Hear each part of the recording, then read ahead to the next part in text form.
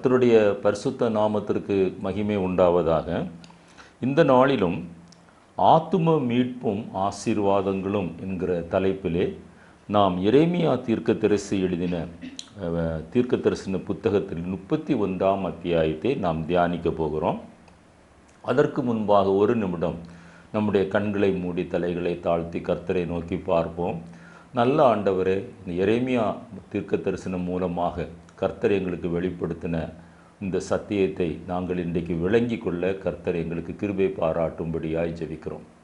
பேசுகிற எனக்கும் கேட்கிற ஒவ்வொருவருக்கும் இதை ஆசீர்வாதமாக நீர் மாற்றும்படியாக நாங்கள் ஜெபிக்கிறோம். அடியானை மறைத்து தகப்பனே நீர் முற்றிலும் ஆளுகை செய்யும்படியாக ஜெபிக்கிறோம். கர்த்தருடைய பரிசுத்த நாமத்தில் எங்களை தாழ்த்தி வெறுமையாக்குகிறோம். ஜெபம் கேட்கிற நல்ல தகப்பன், எங்களை தொடர்ந்து நீர் வழி நடத்தும்படியாக நாங்கள் ஜெபிக்கிறோம். இயேசு கிறிஸ்துவின் நாமத்தில் ஜெபிக்கிறோம் நல்ல பிதாவே, ஆமென். எரேமியா தீர்க்கதரிசி 31ஆம் அத்தியாயத்தில் 40 வசனங்கள் நமக்கு இருக்கிறது. இந்த 40 வசனங்களும் இஸ்ரவேல் ஜனங்கள் அடிமைத்தனத்திலிருந்து வெளியிலே வரும்போது கர்த்தர் அவருக்கு கொடுத்திருக்கிறதான, அவர்களுக்கு வைத்திருக்கிறதான ஆசீர்வாதங்களை குறித்து சொல்லுகிறது. இன்றைக்கும் உலகத்தின் அடிமைத்தனத்தில் அல்லது பாவத்தின் அடிமைத்தனத்தில் அல்லது அந்தகாரத்தின் இருளில் இருக்கிற ஜனங்கள் இயேசு கிறிஸ்துவை தங்களுடைய வாழ்க்கையிலே சொந்த இரட்சகராக ஏற்றுக்கொண்டு பிதா குமாரன் பரிசுத்தாவி நாமத்திலே தண்ணீரிலே மூழ்கி ஞானஸ்நானம் எடுத்து பரிசுத்தமாய் வாழ பரிசுத்த ஆவியின் அபிஷேகத்தை பெற்று ஆவியானவரால் நடத்தப்படுகிறவர்களாய் இருப்பார்களேயானால் அவர்களுக்கு இந்த ஆசீர்வாதங்கள் ஒப்பனையாக கூறப்பட்டிருக்கிறது. கர்த்தர் இந்த புதிய ஆண்டிலே, இன்றைக்கு ஜனவரி மாதம் 13ஆம் தேதி நான் உங்களோடு கூட இந்த செய்தியை பகிர்ந்து கொள்கிறேன். இதை குறித்து உங்களோடு கூட பேசும்படியாக என்னுடைய உள்ளத்திலே ஏவினார். இந்த 40 வசனங்களிலும் ஆண்டவர் ஒரு ரட்சிக்கப்பட்ட மனிதனுக்கும் ரட்சிக்கப்படாத மனிதனுக்கும் அவர் வைத்திருக்கிற ஆசீர்வாதங்களை அன்றைக்கு இருந்த சூழ்நிலையிலே சிறையிருப்பிலே இருக்கிறவர்களுக்கும் சிறையிருப்பிலிருந்து வெளியிலே வருகிறவர்களுக்கும் என்கிறதான ஒப்பனையாக ஆண்டவர் அநேக காரியங்களை கூறுகிறார். பரிசுத்த ஆவியானவருடைய துணையோடு கூட நாம் அதை தியானிக்க போகிறோம்.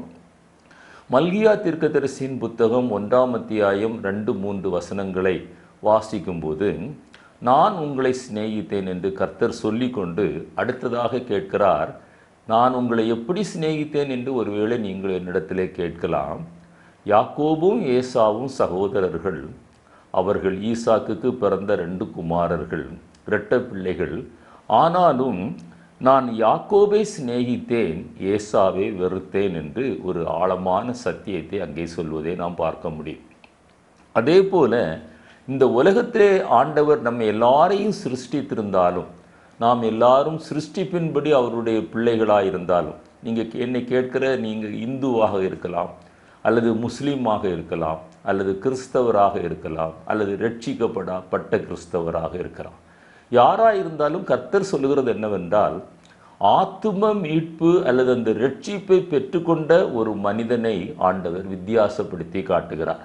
அதைத்தான் அவர் சொல்லுகிறார், யாக்கோபை நான் சிநேகித்தேன், ஏசாவை நான் வெறுத்தேன் என்று சொல்லுகிறார். நான் இந்த 40ஆம் அத்தியாயத்திலிருந்து அநேக காரியங்களை உங்களுக்கு சுட்டி காட்ட விரும்புகிறேன். ஒருவேளை எல்லா வசனங்களையும் என்னால் வாசிக்க முடியாது, இது ஒரு நீண்ட செய்தி. ஆனாலும் கர்த்தருடைய கிருபையினாலே அதை சுருக்கமாக உங்களுக்கு சொல்ல ஆண்டவர் எனக்கு உதவி செய்வாராக. முதலாவதாக எரேமியா தீர்க்கதரிசியின் புத்தகத்திலே 31ஆம் அத்தியாயத்திலே 2வது வசனத்தையும் 25வது வசனத்தையும் நீங்கள் சேர்ந்து வாசித்து பாருங்கள். அங்கே ஒரு காரியத்தை ஆண்டவர் சுட்டி காட்டுகிறார். வழிதப்பி போன இஸ்ரவேல் ஜனங்களை ஓமையாக சொல்லி, நீங்கள் என்னுடைய சத்தத்தை கேட்டு இன்றைக்கு மனம் திரும்புவீர்களேயானால் உங்களுக்கு நான் இரக்கம் காட்டி உங்களுக்கு நான் இளைப்பாறுதலை தருவேன்.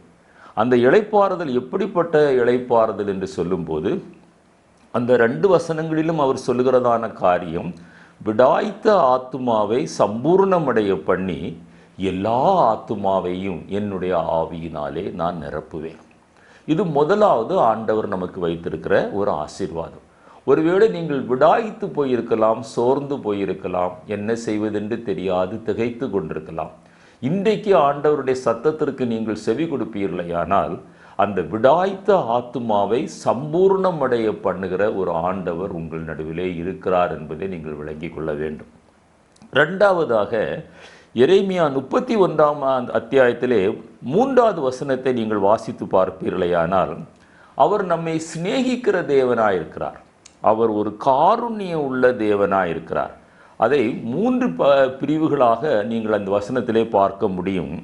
முதலாவதாக சொல்கிறார், பூர்வ காலம் முதல் நான் உங்களுக்கு தரிசனங்களை தந்தேன், அல்லது பூர்வ காலம் முதல் சத்தியத்தை உங்களோடு கூட நான் பேசி வருகிறேன், ஆனாலும் நீங்கள் கேட்கவில்லை. இருந்தாலும் தொடர்ந்து என்னுடைய அநாதி சிநேகத்தினால், நான் என்னுடைய காருண்யத்தினால் நான் உங்களை என்னிடத்தில் இழுத்து கொள்ள விரும்புகிறேன். கர்த்தருடைய அநாதி சிநேகம், அவருடைய காருண்யம்தான் மனுக்குலத்திற்காக அவர் இந்த பூமியிலே இறங்கி வந்தது. அவர் நம்மை போல ஒரு மனிதனாய் பிறந்து, அவர் நம்முடைய பாவங்களை, சாபங்களை, வியாதிகளை, பலகீனங்களை அவர் மேல் சுமந்து கொண்டு நமக்கு ஒரு ஆத்தும மீட்பை தருவதற்கு காரணமாயிருந்தது அவருடைய அநாதி சிநேகம், அவருடைய காருண்யம். இதை நீங்கள் ஓசியா தீர்க்கதரிசியின் புத்தகம் 11ஆம் அத்தியாயம் 4வது வசனத்தை வாசித்து பார்ப்பீர்களேயானால், அவருடைய அநாதி சிநேகம் எப்படிப்பட்டது? அன்பின் கயறுகளால் நம்மை தம்மண்டையிலே இழுத்து கொள்ளுகிற ஒரு அநாதி சிநேகம். இரண்டாவதாக, நம்மேல் இருக்கிற நுகத்தடியை அவர் நம்மிலிருந்து அவர் எடுத்து கொள்ளுகிற ஒரு அநாதி சிநேகம், காருண்யம். அடுத்ததாக, அவருடைய வசனமாகிய ஆகாரத்தை நமக்கு கொடுத்து நம்முடைய ஆத்துமாவை சம்பூர்ணமடைய பண்ணி ஒவ்வொரு நாளும் தொய்ந்து போகாமல் பாதுகாக்கிற ஒரு அநாதி சிநேகம், காருண்யம். இந்த ஆசீர்வாதங்கள் எல்லாம் யாருக்கென்று நீங்கள் பார்ப்பீர்களேயானால், அவர் அண்டையில் வருகிறவர்களுக்கு. வருத்தப்பட்டு பாரம் சுமக்கிறவர்களே, நீங்கள் எல்லாரும் என்னிடத்தில் வாருங்கள், நான் உங்களுக்கு இளைப்பாறுதல் தருவேன் என்கிறார். மூன்றாவதாக 31ஆம் அத்தியாயத்திலே 4வது வசனத்தையும், அந்த 33ஆம் அத்தியாயத்தில் 7வது வசனத்தை நீங்கள் வாசித்து பார்ப்பீர்களேயானால், நீங்கள் அங்கே இன்னொரு காரியத்தை சொல்லுகிறார், நான் உங்களை கட்டுவிப்பேன். கட்டுவிப்பேன் என்றால், கட்டப்பட்ட மனிதர்களை கட்டவிழ்க்கிற ஆண்டவர் அவருடைய சத்தியத்திலே நம்மை கட்டுவிக்கிறார். எப்படி கட்டுவிக்கிறார்? நம்முடைய நுகத்தடிகளை எடுத்து அந்த உலகத்தால் கட்டப்பட்டிருக்கிற கட்டுகளை அவிழ்த்து அவர் மறுபடியும் கட்டுவிப்பார். அப்படி மறுபடி கட்டுவிக்கும் போது அங்கே எழுதப்பட்டிருக்கிறது, அங்கே மேள வாத்தியம், ஆடல் பாடல், களிப்பு உண்டாகும். உன்னுடைய அடிமைத்தனத்திலிருந்து நான் உன்னை விடுதலையாக்குவேன். பாவத்தின் அடிமைத்தனத்தில் சிக்கி கொண்டு வெளியே வர முடியாமல் நீ தவித்து கொண்டு வேதனையோடு கூட இருப்பாயானால், இன்றைக்கு ஆண்டவர் சொல்கிறார், உன்னை நான் என்னுடைய வசனத்தின் அந்த வேலியாலே உன்னை கட்டுவித்து நீ இழந்து போன சமாதானத்தை, சந்தோஷத்தை, இரட்சிப்பை நான் உனக்கு திரும்ப தருவேன் என்று ஆண்டவர் சொல்லுகிறார். நான்காவதாக ஆண்டவர் சொல்லுகிற ஒரு ஆசீர்வாதம் என்னவென்றால், 31:5 திராட்சை தோட்டங்களை, சமாரியாவின் மலைகளிலே திராட்சை தோட்டங்களை இஸ்ரவேல் ஜனங்கள் உண்டாக்குவார்களாம். இது கர்த்தர் நமக்கு தருகிறதான ஆசீர்வாதங்களை, குறிப்பாக உலக பிரகாரமான ஆசீர்வாதங்களை அவர் நமக்கு சுட்டி காட்டுகிறார். அதை ஆமோஸ் தீர்க்கதரிசியின் புத்தகம் 9ஆம் அத்தியாயம் 14வது வசனத்தில் வாசித்து பார்க்கும்போது, சிறையிருப்பிலிருந்து, பாவத்தின் அடிமைத்தனத்திலிருந்து நாம் வெளியிலே வந்த ஆண்டவரை ஏற்றுக்கொள்ளும் போது, பாழான நகரம் போல இருந்த நம்முடைய வாழ்க்கை அதை திரும்ப கட்டி அதை குடியிருக்கும்படியான ஒரு அனுபவத்தை போல நம்முடைய வாழ்க்கையை மாற்றி, அந்த நகரத்திலே திராட்சை தோட்டங்களை நாட்டி அவர்களுடைய பழரசத்தை அவர்கள் குடிக்கிற பிரகாரமாய், இன்றைக்கு அநேகருக்கு திராட்சை தோட்டங்கள் போன்ற வசதிகள் இருந்தாலும் அதை அனுபவிக்க முடியாத ஒரு பரிதாப நிலைமையிலே வாழ்ந்து கொண்டிருக்கிற ஒரு நிலைமை காணப்படுமானால், ஆண்டவர் சொல்கிறார், நீங்கள் நாட்டின திராட்சை செடிகளில் உண்டாகிற திராட்சை ரசங்களை நீங்கள் குடித்து தோட்டங்களை நீங்கள் உண்டாக்கி கனிகளை நீங்கள் புசிப்பீர்கள் என்று சொல்லுகிறார். இதனுடைய அர்த்தம் என்ன? இந்த உலகத்திலே ஆண்டவர் நமக்கு தேவையான ஆசீர்வாதங்களை தருகிறார். உலகத்தின் ஆசீர்வாதத்தையும் ஆண்டவர் தருகிறார், உன்னதத்திற்குரிய ஆசீர்வாதங்களையும் தருகிறார். அதை இன்னொரு இடத்தில் ஆண்டவர் சொல்லும்போது இஸ்ரவேல் ஜனங்கள் அத்தி மரத்தின் கீழும் திராட்சை செடியின் கீழும் குடியிருப்பார்கள் என்று சொல்லுகிறார். ஐந்தாவதாக, ரட்சிக்கப்பட்ட ஒரு மனிதன் தேவனை தேடுகிற வாஞ்சை உள்ளவனாய் மாறுகிறான். கர்த்தருடைய சமூகத்திற்கு போவோம் என்று அவர்கள் தங்களுக்குள்ளே அவர்கள் சொல்லிக் கொள்வார்களாம். எப்படி சொல்லிக் கொள்வார்களாம்? சீயோனில் நம்முடைய தேவனாகிய கர்த்தருடைய சமூகத்திற்கு. தேவனை ஆராதிப்பதில், வேதம் வாசிப்பதில், ஜெபிப்பதில், கர்த்தருக்கென்று கொடுப்பதில், கர்த்தருக்கென்று ஊழியம் செய்வதில் அந்த மீட்கப்பட்ட ஜனங்கள், ரட்சிக்கப்பட்ட ஜனங்கள் ஆர்வம் உள்ளவர்களாய் காணப்படுவார்களாம். அவர்கள் எப்படி சொல்வார்களாம்? மற்றவர்களையும் கூப்பிடுவார்களாம். வாருங்கள் என்று எப்ராயிம் மலைகளில் உள்ள ஜாமக்காரன் சொல்வானாம். கர்த்தரை ஆராதிக்க போவோம் வாங்க என்று சொல்வாராம்.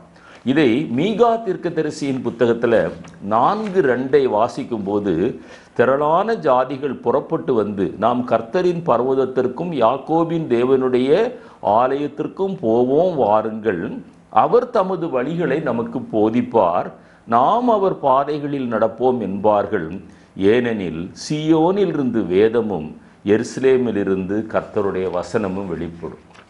நாம் ஞாயிற்றுக்கிழமைகளிலே கிறிஸ்தவர்களாகிய நாம் தேவனை கூடி ஆராதிக்கும் போது வேதம் நமக்கு வெளிப்படுகிறது, வசனம் நமக்கு வெளிப்படுகிறது, கர்த்தர் நம்மோடு கூட பேசுகிறார். அந்த சத்தத்திற்கு நாம் செவி கொடுக்கும் போது நாம் ஆசீர்வதிக்கப்படுகிறோம்.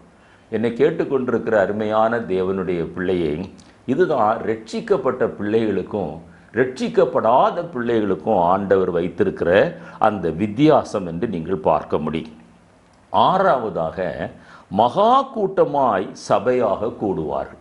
இன்றைக்கு பல தேசங்களில் சபைகளில் ஆட்கள் இல்லை, ஆலயங்கள் வியாபார ஸ்தலங்களாக அல்லது மசூதிகளாக அல்லது இந்து கோவில்களாக மாற்றப்படுகிற ஒரு பரிதாப நிலைமைக்கு உள்ளாய் காணப்படுகிறது. ஆனால் உண்மையிலே ரட்சிக்கப்பட்ட ஜனங்கள் இருப்பார்களே, ஆனால் அவர்கள் மகா கூட்டமாய் சபைகளிலே கூடுவார்கள் என்று ஆண்டவர் வாக்குத்தத்தம் பண்ணுகிறார். எரேமியா 31:8 நீங்கள் வாசித்து பாருங்கள். பூமியின் எல்லைகளிலிருந்து நல்ல திடகாத்திரமான மனிதர்களும் ஆண்டவரை வந்து ஆராதிப்பார்களாம். அதே நேரத்தில் குருடர்கள், சப்பானிகள், பிள்ளைத்தாட்சிகள், கற்பவதிகள், அதாவது வித்தியாசம் இல்லாமல் எல்லாரும் தேவனை வந்து ஆராதிக்கிற ஒரு காலம் வரும் என்று ஆண்டவர் சொல்லுகிறார்.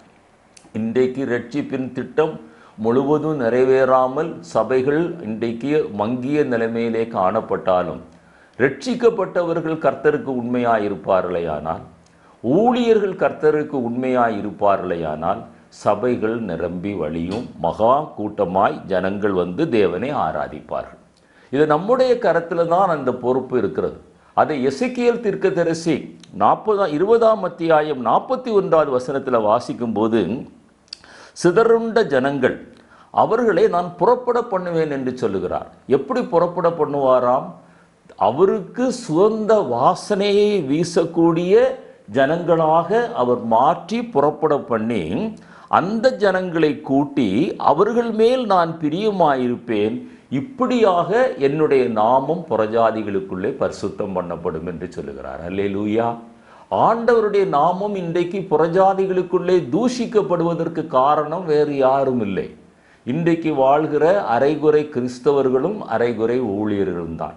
ஆனால் அவர்களுக்குள்ள ஒரு மாற்றம் வரும்போது, அந்த ஆத்தும மீட்பு ரட்சிப்பு பூரணமடையும் போது, ஆண்டவர் ஒவ்வொருவரையும் சுகந்த வாசனையாக மாற்றி அவர் நம்மேல் பிரியமாயிருந்து அதன் மூலமாய் மகா கூட்டமாய் சபைகளிலே ஜனங்கள் தேவனை ஆராதித்து ஒரு பரிசுத்த ஜீவியம் செய்யும்போது தேவனுடைய நாமம் புறஜாதிகளுக்குள்ளே பரிசுத்தம் பண்ணப்படும் என்று ஆண்டவர் சொல்லுகிறார். அடுத்ததாக ஆண்டவர் தருகிற ஒரு ஆசீர்வாதம் என்னவென்றால், அவர் வழி நடத்துவார். மீட்கப்பட்ட ஜனங்களை உன்மேல் கண்ணை வைத்து உனக்கு ஆலோசனை சொல்லி நீ நடக்க வேண்டிய வழியை காட்டுவேன் என்று சொன்ன ஆண்டவர் எரேமியா 31:9 சொல்லும்போது, தகப்பன் மகனை நடத்துவது போல நான் உன்னை வழி நடத்துவேன், தகப்பன் உன்னை சுமப்பது போல நான் உன்னை சுமந்து கொண்டு போவேன், அங்கே நான் பிதாவாயிருப்பேன், என்னுடைய எப்ராயிம் என்னுடைய சேஷ்ட புத்திரனாயிருப்பான் என்று ஆண்டவர் சொல்கிறார். எரேமியா 31:9 அழுகையோடும் விண்ணப்பத்தோடு வருவார்கள், அவர்கள் தண்ணீர் உள்ள நதிகளுக்கு அண்டையிலே நான் நடத்தி செல்வேன். வேதனையோடு கூட அவரை நெருங்கும் போது, ஏக்கத்தோடு கூட அவரை நெருங்கும் போது, நம்முடைய தேவைகளுக்காக நாம் ஜெபிக்கும் போது ஆண்டவர் நம்மை கைவிடுகிற தேவன் அல்ல, காணாமல் இருக்கிற தேவன் அல்ல. தண்ணீர் உள்ள நதிகளில் அண்டையிலே நடத்தி செல்வாராம். அது எப்படி நடத்தி செல்வாராம்? நாம் இடராமல் செம்மையான வழியிலே நடத்தி செல்வாராம். இன்றைக்கு இடர்தற்கு ஏதுவான காரியங்கள் அநேகருடைய வாழ்க்கையிலே காணப்படுகிறது, சபைகளிலும் காணப்படுகிறது. ஆனால் உண்மையான ஒரு ரட்சிப்பு, ஆத்தும மீட்பு ஒவ்வொருவரிடத்திலும் இருக்குமேயானால் அவர் தண்ணீர் உள்ள நதிகள் அண்டையில் நடத்தி செல்லுகிறத இடராமல் நடத்தி செல்லுகிற ஒரு தகப்பன் தன் பிள்ளையை நடத்துவது போல ஆண்டவர் அவர் நம்மை நடத்தி செல்வார் என்று கர்த்தர் சொல்லுகிறார். இதை ஏசாயா 35ஆம் அத்தியாயம் 8வது வசனத்திலும் 49ஆம் அத்தியாயம் 10-11 வசனங்களை நான் வாசிக்கிறேன். அங்கே பெரும்பாதையான வழி இருக்கும், அது பரிசுத்த வழி எனப்படும். தீட்டுள்ளவன் அதிலே நடந்து வருவதில்லை. அந்த வழியாய் நடக்கிறவர்கள் பேதையராயிருந்தாலும் திசை கெட்டு போவதில்லை. எவ்வளவு அருமையான ஒரு வாக்கு தத்துவம். 49ஆம் அத்தியாயத்தில் 10-11 வாசிக்கிறேன். அவர்கள் பசியாய் இருப்பதும் இல்லை. இது சரீர பிரகாரமான பசியையும் குறிக்கிறது, ஆவிக்குரிய பசியையும் குறிக்கிறது. தாகமாய் இருப்பதும் இல்லை, உஷ்ணமாகிலும் வெயிலாகிலும் அவர்கள் மேல் படுவதில்லை. அவர்களுக்கு இறங்குகிறவர் அவர்களை நடத்தி அவர்களை நீரூற்றண்டைகளிடத்திற்கு கொண்டு போய் விடுவார். என் மலைகளெல்லாம் வழிகளாக்குவேன், என் பாதைகளெல்லாம் உயர்த்தப்படும். மிக அருமையான வாக்கு தத்தங்கள். மீட்கப்பட்ட ஜனத்திற்கு ஆண்டவர் வைத்திருக்கிற ஒரு பெரிய ஆசீர்வாதம். 8வதாக ஆண்டவர் என்ன செய்கிறாராம்? இஸ்ரவேலை சிதறடித்தவர் ஒரு நாளிலே அவருடைய இஸ்ரவேலுடைய விக்கிரக ஆராதனையினாலே, கீழ்ப்படியாமையினாலே, சிறையிருப்பின் அனுபவத்திற்கு அனுமதித்த ஆண்டவர் இன்றைக்கு கூட்டி சேர்க்க விரும்புகிறார். நம்முடைய பாவத்தினாலே, நம்முடைய மீறுதலினாலே, நாம் அநேக தவறுகளை செய்ததினாலே இன்றைக்கு ஆசீர்வாதத்தை இழந்து, சமாதானத்தை இழந்து, சந்தோஷத்தை இழந்து, சிறையிருப்பின் அனுபவத்திலே இருப்போமே. ஆனால் ஆண்டவர் இன்றைக்கு நம்மை கூட்டி சேர்க்க விரும்புகிறார். அவர் சொல்லுகிறார், எரேமியா 31:10, ஒரு மந்தையை மேய்ப்பன் காப்பது போல நான் உங்களை கூட்டி சேர்த்து உங்களை காப்பேன். இந்த வாக்குத்தத்தத்தை கேட்பவர்கள், அதோடு கூட ஒரு காரியத்தை சொல்கிறார், இந்த வாக்குத்தத்தத்தை கேட்பவர்கள் அந்த வாக்குத்தத்தத்திற்கு செவி கொடுத்து அதன் ஆசீர்வாதத்தை பெற்றதோடு கூட ஓய்ந்து போகாமல் தீவுகளுக்கு இதை அறிவிக்க வேண்டும் என்று ஆண்டவர் சொல்கிறார். நீங்களும் நானும் அந்த உத்தரவாதம் உள்ளவர்களாய் இருப்போமே. ஆனால் இந்த ஆத்தும மீட்பின் ஆசீர்வாதங்கள் நம்முடைய வாழ்க்கையிலே அது தொடர்ந்து வந்து கொண்டிருக்கும். இதை ஏசாயா 40:11 வாசிக்கும் போது அவர் எப்படி மேய்ப்பனை போல நடத்துவாராம்? மேய்ப்பனை போல தமது மந்தையை மேய்ப்பார், ஆட்டுக்குட்டிகளை தமது புயத்தினால் சேர்த்துவார். நடக்க முடியாத ஆட்டுக்குட்டி, நொண்டி ஆட்டுக்குட்டி, நசல் கொண்டவைகளை அப்படியே விட்டு விட்டு போகிற தேவன் அல்ல நம்முடைய ஆண்டவர். அவைகளை தன்னுடைய மார்போடு அணைத்து கொள்ளுகிற அந்த ஆண்டவர் சொல்கிறார், தமது மடியிலே சுமப்பாராம். புயத்திலே சேர்த்து கொண்டு மடியிலே சுமந்து கறவல் ஆடுகளை மெதுவாய் நடத்துவார். நம்மை எப்படி நடத்த வேண்டும் என்று ஆண்டவருக்கு தெரியும். ஆனால் ஆண்டவர் நம்மிடத்தில் எதிர்பார்ப்பதெல்லாம் ஒன்றே ஒன்றுதான், நீங்களும் நானும் அவருக்கு முற்றிலும் கீழ்ப்படிந்த ஒரு ஜீவியம் செய்ய வேண்டும், ரட்சிக்கப்பட்டிருக்க வேண்டும். அடுத்ததாக விடுவிப்பார். விட முடியாத சில பாவங்கள், விட முடியாத சில பழக்க வழக்கங்கள், விட முடியாத சில உறவுகள் இன்றைக்கு உங்களுடைய வாழ்க்கையிலே உங்களுடைய ஆவிக்குரிய வாழ்க்கையை நஷ்டப்படுத்தி கொண்டிருக்குமேயானால் 11வது வசனத்தை நீங்கள் வாசித்து பாருங்கள். யாக்கோபை மீட்டு அவனிலும் பலத்தவனுடைய கைக்கு அவனை நீங்களாக்கி விடுவிப்பேன். எப்படி விடுவிப்பார்? உலகத்தில் இருப்பவனை காட்டிலும் நமக்குள் இருக்கிறவர் அவர் பலம் உள்ளவர். நாம் நினைக்கிறோம் இந்த பழக்கத்திலிருந்து, இந்த மொபைல் அடிமைத்தனத்திலிருந்து, இந்த இன்டர்நெட் அடிமைத்தனத்திலிருந்து, இந்த புகைப்பிடிக்கிற பழக்கத்தில் இருந்து, அல்லது இன்னும் பல அசுத்தத்தில் இருந்து நம்ம எப்படி விடுதலை அடைய முடியும் என்று நீங்கள் நினைக்கிறீர்களா? ஆண்டவர் சொல்கிறார், அவனிலும் பலத்தவனிலிருந்து அவனை நான் விடுதலையாக்குவேன், ஏனென்றால் உலகத்தில் இருப்பவனை காட்டிலும் நான் பெரியவர் என்று ஆண்டவர் சொல்லுகிறார். பாருங்க, அவர்களை விடுவிப்பார். இதை ஏசாயா 49 அத்தியாயத்தில் 24, 25 வசனங்களை நான் வாசிக்கிறேன். அது எப்படி விடுவிப்பாராம்? பராக்கிரமன் கையிலிருந்து கொள்ளை பொருளை பறிக்க கூடுமோ? இது சிங்கத்தை பற்றி சொல்லும்போது ஆண்டவர் சொல்லுகிறார். அல்லது நீதியாய் சிறைப்பட்டு போனவர்களை விடுவிக்க கூடுமோ என்றாலும், பாருங்க, என்றாலும் அவனிடத்திலிருந்து பறிக்க முடியாத அளவுக்கு இந்த அடிமைத்தனத்தில் சிக்கொண்டிருந்தாலும் ஆண்டவர் சொல்கிறார், என்றாலும் இதோ பராக்கிரமனால் சிறைப்படுத்தப்பட்டவர்களும் விடுவிக்கப்படுவார்கள், பலவந்தனால் கொள்ளையிடப்பட்டவர்களும் விடுதலையாக்கப்படும். உன்னோடு வழக்காடுகிறவர்களோடு கூட நான் வழக்காடி உன் பிள்ளைகளை ரட்சித்துக் கொள்வேன். ஆண்டவருடைய வாக்குத்தத்தத்தை பாருங்க. பிள்ளைகளை குறித்து கவலைப்பட்டு கொண்டிருக்கிறீர்களா? மொபைல் அடிமைத்தனத்தில் அல்லது ஏதோ ஒரு பழக்க வழக்கத்தில் உங்களுடைய பிள்ளைகள் விடுதலை அடைய மாட்டார்கள் என்று நீங்கள் பயந்து கொண்டிருக்கிறீர்களா? கலங்கி கொண்டிருக்கிறீர்களா? வேதனைப்பட்டு கொண்டிருக்கிறீர்களா? உங்களுடைய ரட்சிப்பு சரியாக இருக்குமே ஆனால் கர்த்தர் நிச்சயமாக உங்களுக்காக இறங்கி உங்களுடைய சந்ததியை ஆசீர்வதிப்பார். உங்களுடைய பிள்ளைகளை ஆண்டவர் நிச்சயமாகவே அவர் விடுவிப்பார். அடுத்ததாக, நீ நீர்ப்பாய்ச்சலான தோட்டத்தை போல் இருப்பாய் என்று எரேமியா 31:12 சொல்லுகிறார். எப்படி நீர்ப்பாய்ச்சலான தோட்டத்தை போல இருந்து அவர் ஆசீர்வதிக்கிறார்னு பாருங்க. இதில் 2 வகையான ஆசீர்வாதங்களை சுட்டி காட்டுகிறார். சரீர பிரகாரமான ஆசீர்வாதங்கள், ஆவிக்குரிய ஆசீர்வாதங்கள். அவர்கள் சொல்றாரு, அப்படிப்பட்ட ஆசீர்வதிக்கப்பட்ட ஜனங்கள் சீயோனின் உச்சியிலிருந்து கம்பீரிப்பார்கள். அவர்களுக்கு கோதுமை, திராட்சை ரசம், எண்ணெய் இவைகளெல்லாம் காணப்படும், நிறைவாய் காணப்படும். இது ஆவிக்குரிய ஆசீர்வாதம். அடுத்ததாக சொல்கிறார், அவர்களுக்கு ஆட்டு குட்டிகளும் ஆட்டு மந்தையும் காணப்படும். அது சரீர பிரகாரமான ஆசீர்வாதம். இப்படி 2 வகையான ஆசீர்வாதங்களும் ரட்சிக்கப்பட்ட ஒரு ஜனத்திற்கு ஆண்டவர் வைத்திருக்கிறார். நீங்க பாருங்க, சில குடும்பங்களில் ஒருவர் மாத்திரம் ரட்சிக்கப்பட்டிருப்பார். அவர்களுடைய வாழ்க்கை அந்த குடும்பத்தில் உள்ள எல்லாரை காட்டிலும் ஆசீர்வாதமாக இருக்கிற எத்தனையோ குடும்பங்களை நான் உங்களுக்கு சுட்டி காட்ட முடியும். யோசேப்பு கனிதரும் திராட்சை செடியை போல, நல்ல செடியை போல, அந்த முழு குடும்பத்திலும் ஆசீர்வாதமாக இருந்தது போல ரட்சிக்கப்பட்ட உங்களை ஆண்டவர் வித்தியாசப்படுத்தி காட்டி நீங்கள் ஒரு ஆசீர்வதிக்கப்பட்ட ஜனம் என்பதை ஆண்டவர் காட்டுவார். இதை ஏசாயா 58:11 ஏசாயா 40:31 நீங்கள் வாசிக்க முடியும். 58:11 வாசிக்கிறேன்.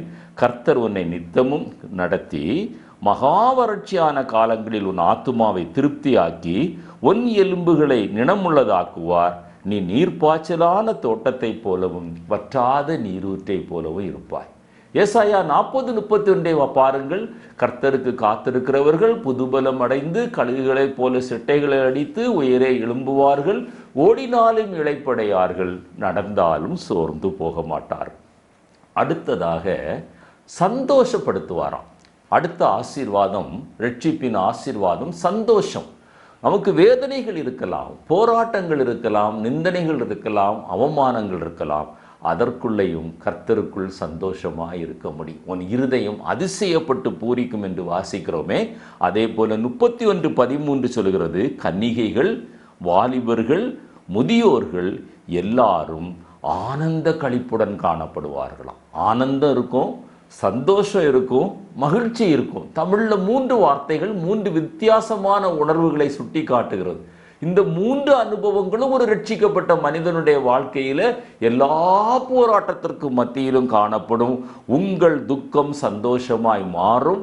அவர் உங்களை தேற்றுவார். உங்களுடைய சஞ்சலம் நீங்கி போவும்.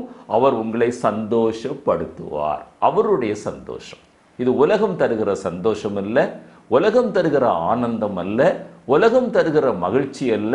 அவையெல்லாம் அனித்தியமானது. கர்த்தர் தருகிற அந்த ஆனந்தம், சந்தோஷம், மகிழ்ச்சி அது நித்தியமானது. இது ஏசாயா 35:10, 30:19, 25:8 இந்த 3 வசனங்களும் இதை நமக்கு மிக தெளிவாக சுட்டி காட்டுகிறது. வாசிக்கிறேன். கர்த்தரால் மீட்கப்பட்டவர்கள், அந்த வார்த்தையை நன்றாக கவனியுங்கள். கர்த்தரால் மீட்கப்பட்டவர்கள் திரும்பி ஆனந்த களிப்புடன் பாடி சீயோனுக்கு வருவார்கள். நித்திய மகிழ்ச்சி அவர்கள் தலையின் மேல் இருக்கும். சந்தோஷமும் மகிழ்ச்சியும் அடைவார்கள். சஞ்சலமும் தவிப்பும் ஓடிப்போம். நம்முடைய வாழ்க்கையில் இந்த ஆசீர்வாதத்தை பெற வேண்டும் என்றால் நிபந்தனை என்ன? மீட்கப்பட்டவர்கள். 25:8 வாசிக்கிறேன். அவர் மரணத்தை ஜெயமாக விழுங்குவார். கர்த்தராகிய தேவன் எல்லா முகங்களிலும் இருந்து கண்ணீரை துடைத்து தனது ஜனத்தின் நிந்தையை பூமியில் இராதபடிக்கு முற்றிலும் நீக்கி போடுவார். கர்த்தரே இதை சொன்னார். கர்த்தரே இதை சொன்னார். 30:19 வாசிக்கிறேன். சீயோனை சேர்ந்த ஜனங்கள் எருசலேமில் வாசமாயிருப்பார்கள். நீ இனி அழுது கொண்டிருக்கிறாய். வேதனைகள் வரலாம், போராட்டங்கள் வரலாம். ஆனால் கர்த்தர் தருகிற நிறைவான சந்தோஷம் உன்னுடைய இருதயத்திற்குள்ள இருக்கிறபடியினால நீ அழுது கொண்டிருக்க மாட்டாய். உன் கூப்பிடுதலின் சத்தத்திற்கு அவர் உருக்கமாய் இறங்கி அதை கேட்ட உடனே உனக்கு மறு உத்தரவு அருள்வார். கேட்ட உடனே. இது மீட்கப்பட்ட ஜனத்திற்கு ஆண்டவர் வைத்திருக்கிற ஒரு ஆசீர்வாதம். நம்முடைய ரட்சிப்பு சரியாக இருக்குமேயானால், ரட்சிப்பின் அனுபவம் சரியாக இருக்குமேயானால், கர்த்தர் இந்த ஆசீர்வாதத்தை அவர் நமக்கு தருவதிலே அவர் உண்மை உள்ளவராயிருக்கிறார். அடுத்த ஆசீர்வாதம் என்ன? 31:14 வாசிக்கிறோம். அவர் நம்மை திருப்தியாக்குவார். ஆசாரியர்களின் ஆத்துமாவை கொழுமையான நினத்தினால, ஆகாரத்தினால அவர் திருப்தியாக்குவாராம். ஊழியம் செய்கிறவர்கள் இன்னும் அதிக வல்லமையோடு அல்லது அதிக ஞானத்தோடு, அவருடைய அனந்த ஞானத்தோடு வேதத்தின் சத்தியங்களை அறிந்து கொண்டு அவர்கள் மற்றவர்களுக்கு ஆசீர்வாதமாக இருப்பார்கள். அதே நேரத்தில் ஜனங்களுக்கு அளிக்கும் நன்மையினால அவர்கள் திருப்தி ஆவார்கள். ஆனால் கண்டிஷன் என்ன? நாம் அவருடைய ஜனமாய் இருக்கிறோமா? ஜனமாய் இருப்பதென்றால் என்ன? நாம் மீட்கப்பட்டிருக்கிறோமா என்பதை நாம் நன்றாக நம்முடைய வாழ்க்கையிலே நாம் நிதானித்து அறிந்து கொள்ள வேண்டும். அடுத்ததாக நம்முடைய கிரியைக்கு தக்க பலனை ஆண்டவர் தருவார் என்று எரேமியா 31:16 வாசிக்கிறோம். இனி அழுகை கண்ணீர் இல்லை. சிறையிருப்பவர்களுடைய அந்த மீட்கப்பட்ட ஜனங்கள் அவர்களுடைய கிரியைகளுக்கு தக்க பலனை காண்பார்கள். நீங்கள் ஆண்டவருக்காக ஒரு அடி எடுத்து வைத்தா ஆண்டவர் உங்களுக்காக 100 அடி எடுத்து வைக்க ஆயத்தமாக இருக்கிறார். அவனவனுடைய கிரியைகளுக்கு தக்க பலன் என்னோடு கூட வருகிறது என்று பின்னாலே வரக்கூடிய ஆசீர்வாதத்தையும் சொல்லுகிறார். வெளிப்படுத்தின விசேஷம் 2:23 சொல்லும்போது, உன் உள்ளந்திரியங்களையும் இதயங்களையும் ஆராய்கிறவர் கிரியைகளுக்கு தக்க பலன் அளிக்கிறவர் என்ற வாக்குத்தத்தத்தையும் கூறுகிறார். நம்முடைய வாழ்க்கையில் கர்த்தருக்காக நீங்களும் நானும் எடுக்கிற பிரயாசங்கள், சரீர பலகீனத்திற்கு மத்தியில், வயோதிகத்திற்கு மத்தியில், இன்னும் பலவிதமான போராட்டங்கள், நெருக்கங்கள், வேதனைகளுக்கு மத்தியில், குடும்ப சூழ்நிலைகளுக்கு மத்தியில் சோர்ந்து போகாமல் கர்த்தருக்காக பிரயாசப்படுகிற மகனே, மகளே, ஆண்டவர் உன்னை மறந்து விடுவதற்கு அவர் அநீதி உள்ள தேவன் அல்ல. அவர் நீதி உள்ள தேவன். உன் கிரியைக்கு தக்க பலன் ஆண்டவர் தருகிறார். அடுத்த ஆசீர்வாதம் என்ன சொல்கிறார் என்றால், உன் நம்பிக்கைக்கு ஒரு முடிவு உண்டு. நீ அந்த மீட்கப்பட்ட நாளில் பெற்றுக்கொண்ட நம்பிக்கை, நித்திய ஜீவனை பெறுவோம் என்கிற ஒரு நம்பிக்கை, இந்த உலகத்தின் ஆசீர்வாதங்களினால் நிரப்பப்படுவாய் என்கிற நம்பிக்கை, உன்னதத்திற்குரிய ஆசீர்வாதங்களால் நீ நிரப்பப்படுவாய் என்கிற நம்பிக்கை, நீ ஆசீர்வாதமாய் இருப்பாய் என்கிற நம்பிக்கை எரேமியா 31:17 சொல்கிறார். உன் முடிவை பற்றிய நம்பிக்கை உனக்கு உண்டு. மரணத்தை குறித்து நீ சஞ்சலப்பட மாட்டாய், நீ கவலைப்பட மாட்டாய். எந்த நேரம் நான் மரித்தாலும் என் கர்த்தரோடு கூட நான் இருப்பேன் என்கிற நிச்சயம், அந்த நம்பிக்கை உன்னுடைய வாழ்க்கையில் இருக்கும். உன் பிள்ளைகள் உன் தேசத்திற்கு திரும்பி வருவார்கள். அன்றைக்கு இஸ்ரவேல் அடிமைத்தனத்தில் இருக்கும்போது சொல்லப்பட்ட வார்த்தையாயிருந்தாலும் இன்றைக்கு உங்களுடைய வாழ்க்கையில் உங்களுடைய பிள்ளைகள் கர்த்தரை விட்டு தூரமாய் போயிருந்தார், அல்லது உங்களை விட்டு தூரமாய் போயிருந்தால், அல்லது உங்களுக்கும் அவர்களுக்கும் இடையிலே ஒரு பிரிவு இருந்தால், உங்களுடைய நம்பிக்கை என்ன தெரியுமா? ஆண்டவர் சொல்கிறார், அந்த பிள்ளைகள் உன்னோடு வந்து சேர்ந்து கொள்வார்கள், அவர்கள் ரட்சிக்கப்படுவார்கள். இது ஆவிக்குரிய ஆசீர்வாதத்தையும் குறிக்கிறது, அது சரீர பிரகாரமான ஆசீர்வாதத்தையும் குறிக்கிறது. அடுத்ததாக கர்த்தர் உருக்கமாய் இறங்குவாராம். பாருங்க, இறங்குவார் என்று எரேமியா 31:20 வாசிக்கிறோம். எப்படி இறங்குவார் பாருங்க. எப்ராயிம் வழிதப்பி போனாலும் ஆண்டவர் சொல்றார், எப்ராயிம் அருமையான குமாரன், பிரியமான பிள்ளை. ஆண்டவருடைய அந்த அன்பை பாருங்க. எப்ராயிம் கர்த்தருக்கு விரோதமாய் அவர் வழிதப்பி போன போதிலும் ஆண்டவர் கைவிடல. சொல்றாரு, அதுக்காக நீங்களும் நானும் வழிதப்பி போய் ஆண்டவருடைய அன்பை பெற வேண்டும் என்பதல்ல, அது தவறான காரியம். அவன் வழிதப்பி போகாமல் இருப்பதுதான் மேலான அனுபவம். அவர் சொல்றாரு, எப்ராயிம் அருமையான குமாரன், பிரியமான பிள்ளை அவனுக்கு விரோதமாய் பேசினது முதல் நான் நினைத்து கொண்டே இருக்கிறேன். அவனை என்னை வழிதப்பி போனதுனால அவனை தண்டித்தேன், அவனுக்கு விரோதமா பேசினேன். ஆனா என்னுடைய இருதயம் அவனை நினைத்து கொண்டிருக்கிறது, என் உள்ளம் கொதிக்கிறது, அவனுக்கு இறங்குவேன். ஒருவேளை நீங்க ஆண்டவருடைய சத்தியத்தை நின்று வழிதப்பி போயிருக்கலாம், பின்வாங்கி போயிருக்கலாம். இன்றைக்கு ஆண்டவர் உங்களை அழைக்கிறார், திரும்பவும் அழைக்கிறார். நான் உருக்கமாக இறங்குவேன், நீ என்னுடைய பிள்ளை, நீ என்னுடைய குமாரன், ஆனால் தின்னிடத்தில் திரும்பி வா. அவனுக்கு புத்தி தெளிந்த போது, அந்த இளைய குமாரன் புத்தி தெளிந்த போது, நான் கர்த்தருக்கு விரோதமாகவும் என் தகப்பனுக்கு விரோதமாகவும் நான் பாவம் செய்தேன் என்று புறப்பட்டு வந்தானே, அதே போல நீங்களும் நானும் புறப்பட்டு வர வேண்டும் என்று ஆண்டவர் இந்த நாளிலே நம்முடைய வாழ்க்கையிலே விரும்புகிறார். அவர் உருக்கமாக அவர் இறங்குவார் என்று வாசிக்கிறோம். அடுத்த ஆசீர்வாதத்தை நீங்கள் பார்ப்பீர்களேயானால், அடுத்த ஆசீர்வாதம், யூதாவின் தேசமும் அதில் உள்ள பட்டணங்களும் சிறையிருப்புக்கு திரும்பும்போது நீதியின் வாசஸ்தலமே, பரிசுத்த பர்வதமே, கர்த்தர் உன்னை ஆசீர்வதிக்க கடவார் என்று சொல்வார்கள். எரேமியா 31:23. நீங்கள் மீட்கப்பட்ட ஜனம், நீங்கள் ஆசீர்வதிக்கப்பட்ட ஜனம் என்று இந்த உலகம் அறிந்து கொள்ளும். சபை, நீங்கள் ஆராதிக்கிற சபை உங்களை அறிந்து கொள்ளும். உங்களை காண்கிறவர்கள் இயேசுவை காண்பார்கள். உங்களை காண்கிறவர்கள் நீங்கள் ஒரு ஆசீர்வதிக்கப்பட்ட ஜனம் என்பதை அறிந்து கொள்வார்கள். நீங்கள் மற்றவர்களுக்கு நீங்கள் ஆசீர்வாதமாய் இருப்பீர்கள். அடுத்த ஆசீர்வாதம் என்ன? யூதாவிலும் அதன் எல்லா பட்டணங்களிலும் மனிதர்கள், பயிரிடுபவர்கள், மந்தையை மேய்ப்பவர்கள் குடியிருப்பார்கள். இன்றைக்கு குடியிருக்க முடியாத ஒரு பட்டணம் போல உங்களுடைய வாழ்க்கை காணப்படலாம். உங்களுடைய வாழ்க்கை வெறுமையாயிருக்கலாம், வனாந்திரத்தை போல இருக்கலாம். எரேமியா 31:24 வாசித்து பாருங்கள். அந்த பட்டணம் நிரம்பி இருக்கும். அங்கே குடியிருக்கிற ஜனங்கள் காணப்படுவார்கள், மனிதர்கள் காணப்படுவார்கள், மேய்ப்பர்கள் காணப்படுவார்கள், பயிரிடுபவர்கள் காணப்படுவார்கள், எல்லாரும் காணப்படுவார்கள் என்று அன்றைக்கு அந்த இஸ்ரவேலுக்கு சொன்ன ஆசீர்வாதம் இன்றைக்கு நம்முடைய வாழ்க்கையில் ஆண்டவர் நிறைவேற்றுவார். இது எப்பொழுது நடைபெறுகிறது? அருமையான சகோதரனே, நீ ரட்சிக்கப்பட்ட பிறகு, நீ தேவனுடைய பிள்ளையாக மாறும்போது தான் இந்த ஆசீர்வாதத்தை ஆண்டவர் தருகிறார். அடுத்ததாக ஆண்டவர் சொல்லுகிற ஆசீர்வாதம் என்னவென்றால், எரேமியா 31:26 வாஸ்து பார்த்தீங்கன்னா, அவர் விழித்திருந்து நம்மை பாதுகாப்பாராம்.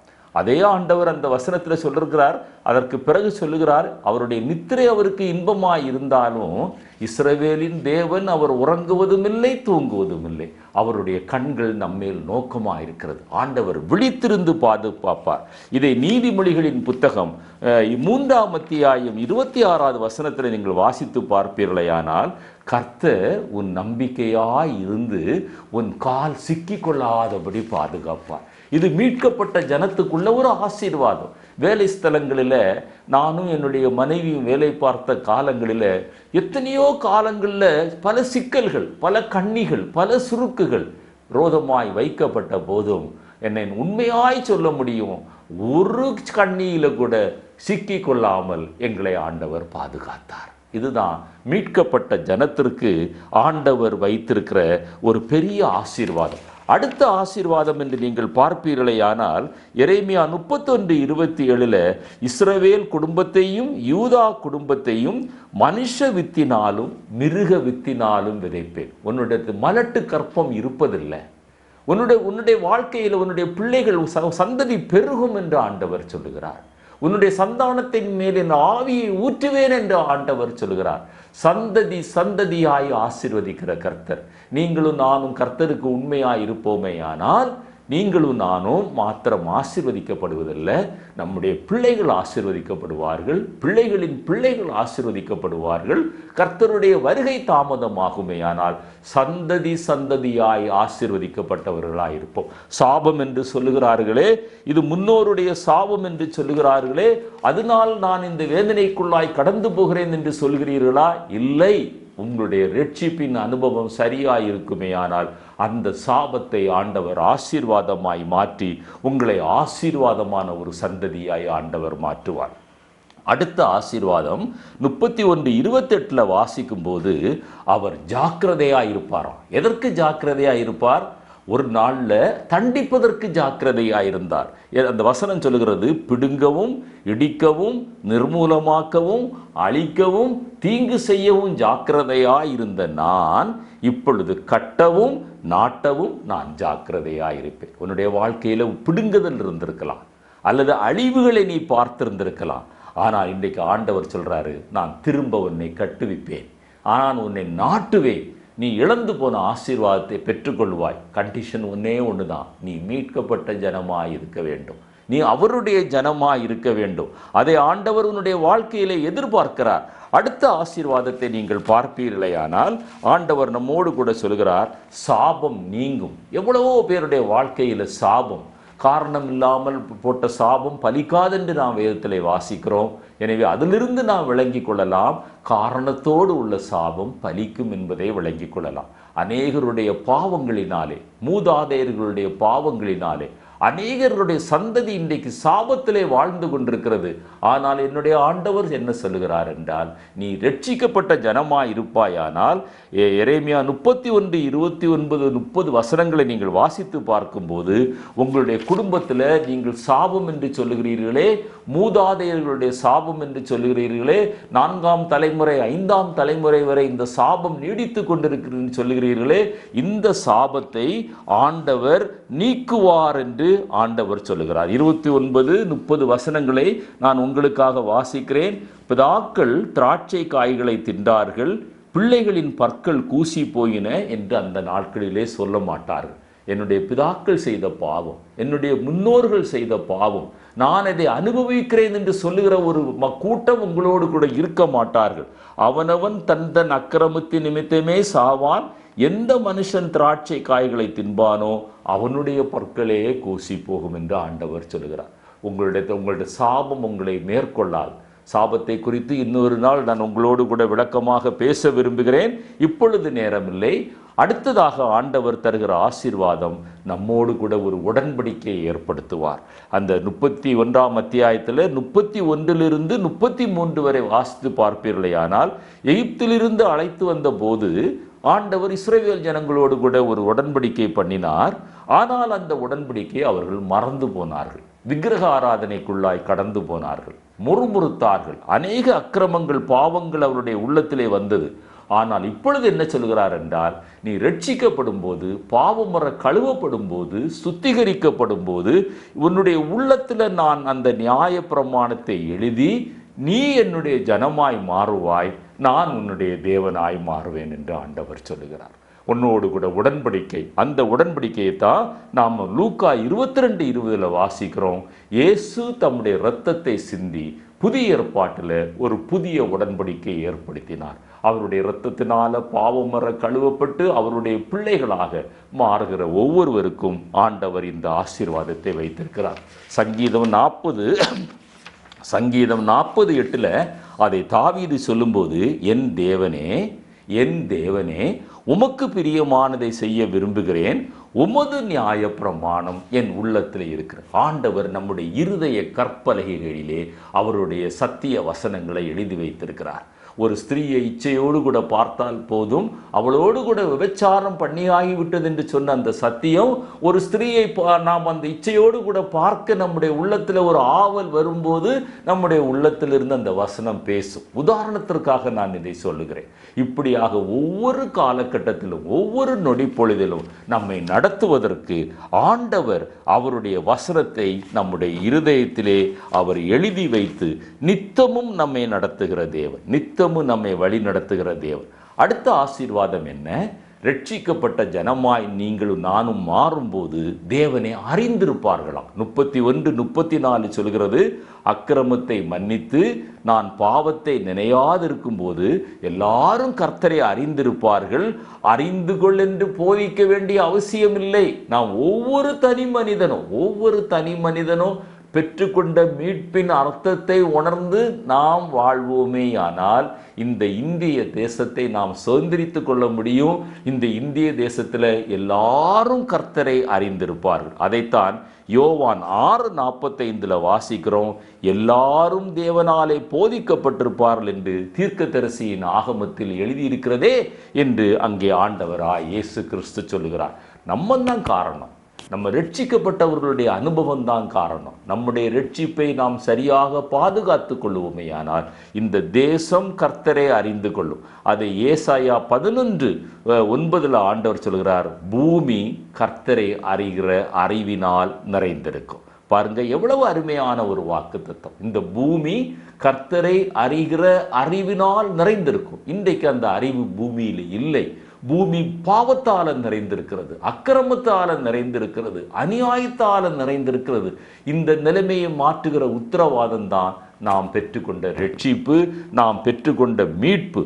அடுத்த ஆசீர்வாதத்தை நீங்கள் பார்ப்பீர்களேயானால், இஸ்ரவேல் நிலை கொண்டிருக்கும் இந்த வாக்குத்தத்தம் அது ஒரு நாளும் மாறாது. இந்த ரட்சிப்பு, இந்த ரட்சிக்கப்பட்ட ஜனங்கள் நிலை கொண்டிருப்பார்கள், அவர்கள் கர்த்தருக்குள் அவர்கள் நிலைத்திருப்பார்கள் என்று எரேமியா 31 அத்தியாயத்தில் 35 37 வசனங்கள் நமக்கு சுட்டி காட்டுகிறது. கடைசியாக ஒரு ஆசீர்வாதத்தை கூறி முடிக்க விரும்புகிறேன். எரேமியா 31 அத்தியாயத்தில் 38 39 நீங்கள் வாசித்து பாருங்கள். அங்கே எழுதப்பட்டிருக்கிறது, அவர்கள் கர்த்தருக்கென்று எருசலேமை கட்டுவார்கள், அவர்கள் கர்த்தருக்கென்று இஸ்ரவேல் நகரத்தை கட்டுவார்கள். இது சபையை கட்டுவதை காட்டுகிறது. சபை மந்தையை பெருக பண்ணுவது போல மனிதர்களை பெருக பண்ணுவேன் என்று ஆண்டவர் சொல்கிறார். இன்றைக்கு உலகத்தில் கர்த்தருடைய நகரத்தை நீங்களும் நானும் கட்ட வேண்டும், கர்த்தருடைய ராஜ்யத்தை கட்ட வேண்டும். இது ஒரு அனாலஜியாக கொடுக்கப்பட்டிருக்கிறது, ஓமானமாக கொடுக்கப்பட்டிருக்கிறது. எருசலேமை கட்டுவார்கள், கர்த்தருடைய நகரத்தை கட்டுவார்கள் என்றால் நீங்களும் நானும் தேவ சித்தம் செய்து தேவனுடைய ராஜ்யத்தை இந்த உலகத்திலே கட்ட வேண்டும். அதை சகரியா 14:10 வாசிக்கும்போது சம பூமி எல்லாம் திருத்தப்பட்டு எருசலேம் உயர்ந்த நிலைமையிலே கட்டப்படும். இன்றைக்கு சமபூமியில் அநேகர் நின்று கொண்டிருக்கிறார்கள். எல்லா மதமும் ஒன்று என்று சொல்லுகிறார்கள். ரோமாபுரிக்கு எப்படி வேண்டுமென்றாலும் போகலாம் என்று சொல்லுகிறார்கள். எல்லா நதிகளும் கடலில் தான் கலக்கிறது என்று சொல்லுகிறார்கள். அப்படிப்பட்ட அறியாமையின் இருளில் இருக்கிற ஜனங்களுக்கு மத்தியில் அந்த சமபூமி எல்லாம் நிரத்தப்பட்டு, மேடு பள்ளங்கள் எல்லாம் நிரத்தப்பட்டு, அந்த எருசலேம் நகரம், அந்த சீயோன் நகரம் உயர்ந்த ஸ்தானத்தில் கட்டப்படுவது போல கர்த்தருடைய ராஜ்யத்தை நீங்கள் கட்டுகிற அந்த உத்தரவாதத்தை மீட்பின் அனுபவம் நமக்கு சுட்டி காட்டுகிறது. அங்கே ஜனங்கள் குடியேற்றப்படுவார். எனவே 25 ஆசீர்வாதங்களை நான் உங்களோடு கூட இன்றைக்கு பகிர்ந்து கொள்ள கர்த்தர் உதவி செய்தார். இதில் நம்முடைய உத்தரவாதம் இருக்கிறது, ஆண்டவர் தருகிற ஆசீர்வாதம் இருக்கிறது. இது ரெண்டும் இருந்தால் தான் அது பூரணமடையும் என்பதை நாம் மறந்து போகக்கூடாது. ஆசீர்வாதங்கள் நிபந்தனைகளோடு கூட வருகிறது.